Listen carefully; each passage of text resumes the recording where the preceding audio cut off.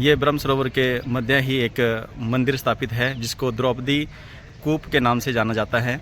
इसका इतिहास जो है बड़ा ही विचित्र है और बड़ा ही मनभावक है। आपको पता है कि जब पांचाली का चीरहरण किया गया था, ये उस चीरहरण का प्रतीक माना जाता है इस कूप को। महाभारतकालीन द्रौपदी कूप के अंदर पहुंचे हैं। द्रौपदी कूप का महाभारत में एक विशेष महत्व है, क्योंकि आपको पता है कि जो सभा पर्व है, सभा पर्व महाभारत के अध्याय 66 से लेकर के 68 तक इसका वर्णन मिलता है। क्योंकि जब वो द्रौपदी की सभा हुई थी जिसमें द्रौपदी का चीरहरण हुआ था, वहाँ पे कुछ प्रतिज्ञाएं ली गई थी। उन प्रतिज्ञाओं का एक सबसे जीता जागता जो प्रमाण है वो द्रौपदी कूप है।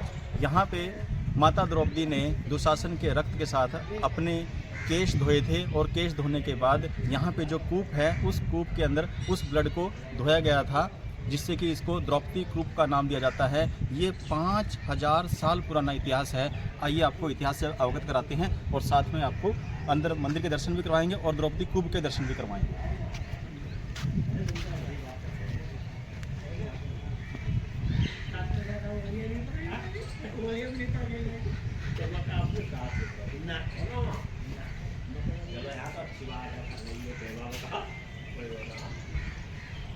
ये प्राचीन पांडव द्रौपदी कूप है, जहाँ पे माता द्रौपदी ने अपने केश धोए थे।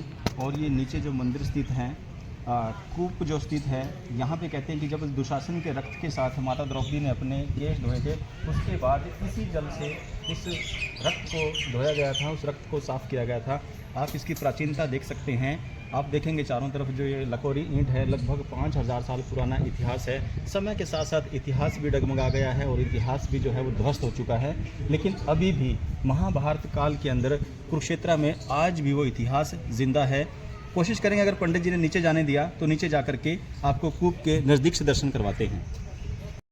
हम मंदिर के अंदर आ चुके हैं और यहाँ पे माता जी हैं, माता जी विराजमान हैं। हम उनसे बात करते हैं। नमस्कार माता जी। नमस्कार। क्या नाम है माता जी आपका? नाम नहीं लेते। अच्छा जी, माता जी कह रहे हैं कि नहीं, हम नाम नहीं लेते। तो माता जी, इस मंदिर के इतिहास के बारे में कुछ बताएंगे हमें? शीश लगाम में इन्होंने शीश दान दिया था, यहाँ पे शीश रखा गया था और यहीं से पूरा महाभारत देखा गया यहीं से था। सारा महाभारत देखा था। ठीक है।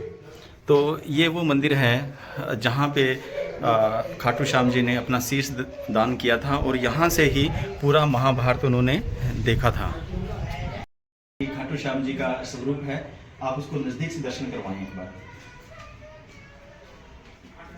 ये खाटू श्याम जी का मंदिर है, श्री श्याम जी के नाम से है और भगवान खाटू श्याम जी को समर्पित है। देखिए क्या सुंदर प्रतिमा है और खाटू श्याम जी का आशीर्वाद लीजिए और साथ में द्रौपदी कूप के नीचे जाकर के दर्शन करते हैं। आइए, ये द्रौपदी कूप में नीचे जाने का रास्ता है, जहाँ से हम द्रौपदी कूप में जाते हैं। और आइए, हालांकि कल जब हम आए थे तो ये बंद था और आज खैर सौभाग्य से हमें खुला मिला है, तो दर्शन कर लेते हैं। इसकी प्राचीनता आप देख सकते हैं कि ये जो ईंटें हैं किस तरह से ईंटों का बना हुआ है और ये वही पुरानी ईंटें हैं, आज से लगभग 5000 साल पुरानी हैं। और उस समय में अब कितना बदलाव 5000 साल में और आज में कितना बदलाव आया है उसको भी देखते हैं। अब ये जो स्टेप है, मैं जब पाँव रख रहा हूँ तो मुझे स्टेप का अंदाजा है कि हमारे स्टेप छोटे होते हैं, लेकिन उस समय में जो इंसानों की हाइट रही होगी वो हाइट कितनी ज्यादा रही होगी, लगभग 7 से 8 फीट के इंसान रहे होंगे, उसी हिसाब से ये स्टेप्स बने हुए हैं। तो यहां से भी प्राचीनता का पता चलता है।